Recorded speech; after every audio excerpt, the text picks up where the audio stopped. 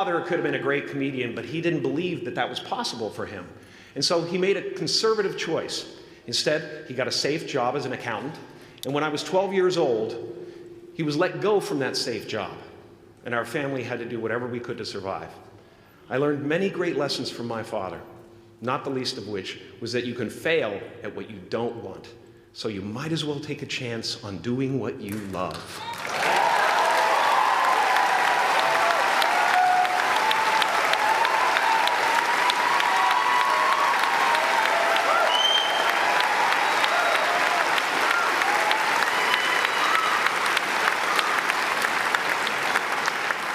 It's not the only thing he taught me, though. You know, I watched the effect of my father's love and humor and how it altered the world around me. And I thought, that's something to do. That's something worth my time. It wasn't long before I started acting up. You know, people would come over to the house and they'd be greeted by a 7-year-old throwing himself down a large flight of stairs. They would say, "What happened?" And I would say, "I don't know. Let's check the replay." I'd go back to the top of the stairs and come back down in slow motion.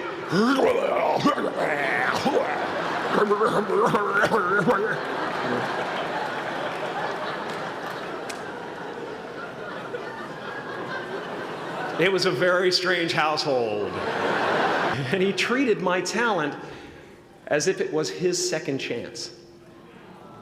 When I was about 28, after a decade as a professional comedian, I realized one night in LA that the purpose of my life had always been to free people from concern, just like my dad.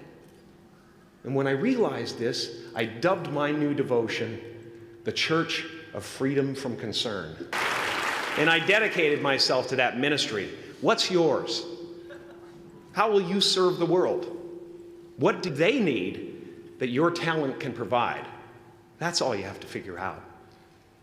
As someone who's done what you're about to go and do, I can tell you from experience, the effect you have on others is the most valuable currency there is.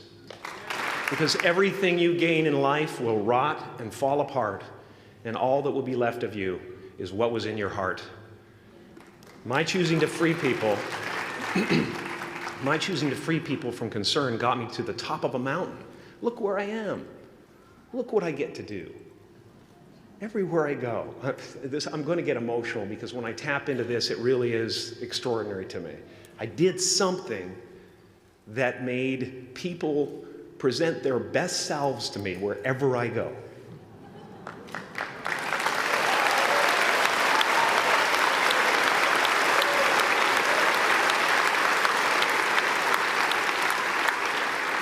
I am at the top of the mountain, and I was, and the only one I hadn't freed was myself, and that's when my search for identity deepened.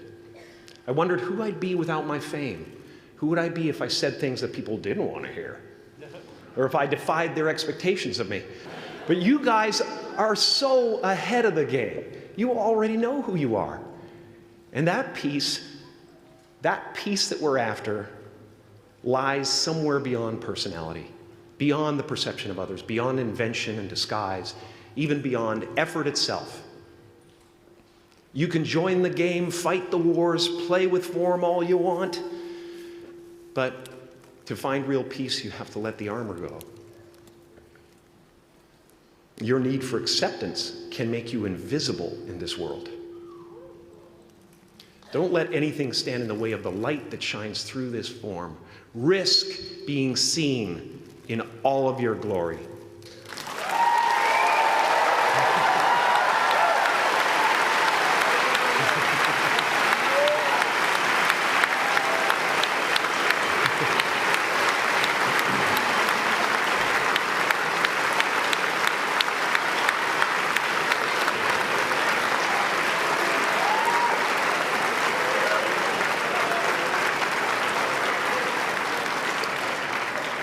It's not big enough.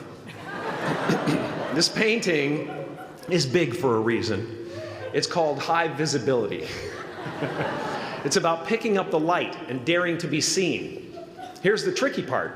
Everyone is attracted to the light. The party host up at the top, who thinks unconsciousness is bliss and is always offering to drink, from the bottles that empty you. Misery below her. Despises the light, can't stand when you're doing well, wishes you nothing but the worst. The Queen of Diamonds, under him, needs a king to build her house of cards. And the hollow one down bottom there will cling to your leg and say, please don't leave me behind, for I have abandoned myself. Even those who are closest to you and most in love with you, the people you love most in the world, will find clarity confronting at times. This painting took me thousands of hours to complete. And when I was finished, thank you, thousands of hours, yes. I'll never get them back. I'll never get them back. I worked on this for so long. I was weeks and weeks like a madman alone on a scaffolding. And when I was finished, one of my friends said, this would be a cool blacklight painting. So I started over.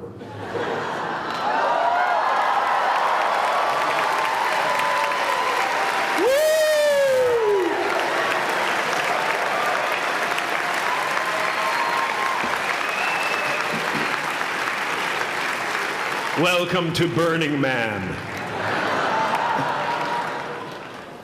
Some pretty crazy characters up there, but better up there than in here. You know, painting is one of the ways, thank you.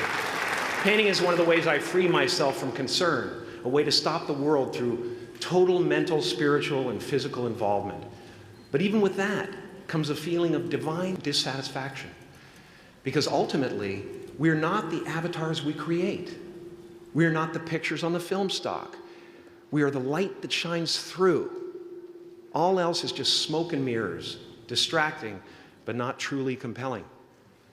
I've often said that I wished people could realize all their dreams and wealth and fame, and so that they could see that it's not where you're going to find your sense of completion. Like many of you, I was concerned about going out into the world and doing something bigger than myself, until someone smarter than myself made me realize that there is nothing bigger than myself.